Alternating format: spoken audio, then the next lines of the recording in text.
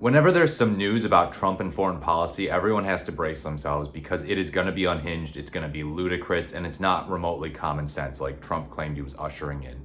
So remember on the 2024 election trail, Trump was marketed as an anti-war guy. People on the right said, "No new wars, no new wars. Aren't you excited to go back to no new wars, bro?" They couldn't name a single war Biden actually started, by the way. But yeah, they said no new wars 2017 to 2021. That's so cool. I want that again. They said Kamala Harris was a warmonger. They said that she was endorsed by Dick Cheney, which she was, endorsed by Liz Cheney. She campaigned with them, well, with Liz Cheney, but not Dick Cheney. And so it was a bad look in the eyes of a lot of people who were skeptical of war and skeptical of the military industrial complex for the Harris campaign. But the Trump campaign was marketed by his supporters as the antidote, and he has proven to be anything but. So we've got Russia. Now, he's siding with Putin. He's simping for Vladimir Putin. He's dunking on Zelensky. This is pretty well known. Remember his meeting with Zelensky in the Oval Office at the end of February? He and J.D. Vance just ridiculing him, berating him, harassing him, just for standing up against Putin. And he said, "I have had good conversations with Putin. Zelensky, I have had some not so good conversations with." And then we get to the issue of Gaza. He's talked about leveling Gaza, building Trump hotels there. He and Benjamin Netanyahu are great friends, and that friendship is seemingly never going to end. Just like the friendship between Trump and Putin, by the way. Then we have the issue of Greenland. He wants to use military force against Greenland. He wants it so bad. And he wasn't even talking about this on the campaign trail. Talk about a surprise, a January, February surprise. What on earth? This wasn't talked about in October, November. People were not voting based on this. Would people have voted against him if they knew that he was going to try to take Greenland? I don't know, but it's insane. Panama. He's trying to take the Panama Canal back. He's talked about going to war with Panama. Mexico. He's talked about sending troops to Mexico over the cartels, so getting us into war with Mexico. He wants to start wars, not end wars. And unlike the issue of domestic policy, where a lot of people on the right have their coping mechanism of saying, Elon Musk, by slashing all these spending programs, by slashing the federal government, he is actually going after waste, fraud, and abuse. That's the way that he's handling these things. You don't like waste, fraud, and abuse, do you? Well, you should go ahead and support Elon Musk. USAID is bad. And in fact, if you don't like what Elon Musk is doing, you probably are funded by USAID. When in reality, it's just Elon Musk trying to make more money for himself. Nobody else, the people calling him out are not trying to make more money. It's just Elon Musk trying to steal your money, steal the government's money, get himself richer, get his corporations richer. So the domestic policy, they have their cope though. But on foreign policy, they seem to be kind of ignoring it. I don't know about you, but I have not seen right-wingers attempt to cope their way out of Trump's foreign policy all that much. Think about the Yemen thing. I saw some right-wingers even criticizing that, They were reluctantly criticizing it. It was good to see. It was refreshing. I like to see right-wingers who have a spine and will say, okay, the Trump administration erred on this front. But there are still plenty of Trump supporters, plenty of MAGA types on social media who the moment you say something negative about Trump, they will say, no new wars. Oh, they're ending wars. The Trump administration is ending wars. You're a neocon. You're a warmonger.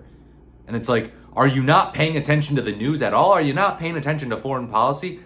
You paid attention to it a lot during Biden's term, I can tell you that. But now it's like, oh yeah, no, Trump said he's anti-war. So I'm just going to assume that across the globe, everything is going very well because Trump said he's anti-war. He said there were no new wars under him. And so he must have everything under control. He does not.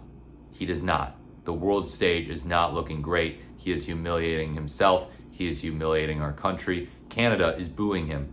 Look at the trade wars as well. Now, trade wars obviously are not the most egregious part of Trump's foreign policy because trade wars don't necessarily lead to bloodshed. But this other stuff he's talking about, this other stuff that's like in the air about Greenland, Panama, even kind of Russia and Ukraine, that's all stuff that leads to casualties. And he has not brought peace to Russia and Ukraine. He's not gonna. Spoiler alert, it's not gonna happen. So basically he's this guy who's on foreign policy is a total simp for dictators and basically threatens everyone he doesn't like and doesn't like democracy. And if his policies, if he were to follow up on the things he said, there would be a lot more deaths around the world. And it's so hard to find a single example of something that he's talked about on foreign policy, something that he's laid out that stands out as the single worst thing, because they're all so bad. But I'll tell you what seems like possibly the most frustrating, the most infuriating thing about all of this. It's that people go right along with it. people still have the audacity to pretend that he is anti-war, to pretend that he's non-interventionist. He's just fighting back against the deep state, fighting back against the military-industrial complex, as Eisenhower called it. And yeah, what a breath of fresh air from the Biden administration, not going to war with all these countries, even though Biden didn't start any wars. No, Trump is a breath of fresh air, man. He's not neocon Don, not at all. Seeing these people just go along with it, still support him, still act like he is a, quote, threat to the establishment. He's not. He's no such thing.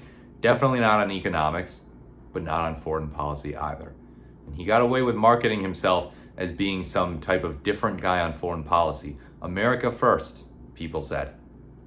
I remember a certain YouTube channel talking about how, this election we have a real choice to do something different. We can do Kamala Harris, which is just the same as Obama, Biden, and George W. Bush, or Donald Trump, who's introducing this brand new concept of America first. Why don't we want to explore some new things? Why shouldn't you vote for him? This is great. Give new stuff a chance. Give putting America first a chance. Turns out America first is actually America worst, because America is acting like one of the worst countries on the world stage right now. Russia's acting worse, obviously, and there are some others, but things are not looking pretty with the behavior of the United States. Getting booed in Canada. The American national anthem is getting booed in Canada over Trump's behavior. You have people not wanting to go to the United States because of President Trump, because of these border detainments that are happening, including among Europeans. So Europeans are delaying their tourism plans to the US thanks to Trump's actions on immigration, which of course affects foreign policy. It's not the type of thing that'll lead to a hot war, but it's just another example of things that have sprung up during his presidency that they weren't there to begin with. But yeah, now we have to worry about it. We take for granted the idea that everyone wants to come to America, or almost everyone. But turns out when you elect a total psychopath, a narcissist, someone who is a loose cannon, who, just at the drop of a hat is going to say, yep, it's time to get Greenland. Turns out when you elect that guy, it's not a good look. People, think before you vote. And to be fair, this kind of sprung up out of nowhere, as I said. But at the same time, how surprised can we be? How surprised can we be that this man, who is notoriously unglued, unhinged, and very good at giving us surprises, very good at being creative in a bad way, a horrible way, decided to spring this new foreign policy nonsense on us after the election? It seemed like foreign policy might have been one of those areas where he was less bad.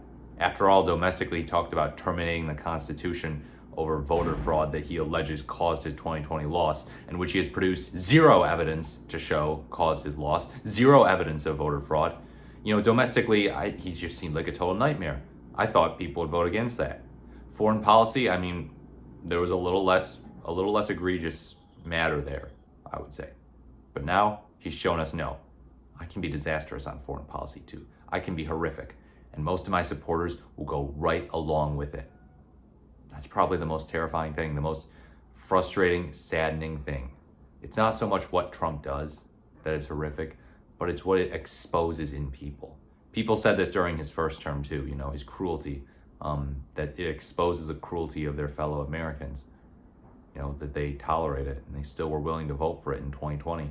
But now in 2024, he won't be on the ballot again. So Americans, if he ran in 2028, who knows if he'd win, but there are his supporters going right along with it, not thinking twice about his warmongering, disastrous policies, his sycophantic behavior toward Russia. And they're saying, oh yeah, no new wars. He's the anti-war president. Trump's the anti-war president. He deserves a Nobel Peace Prize. He should get his face on Mount Rushmore. Only with supporters who act as cultish as that can you be perceived in such a way.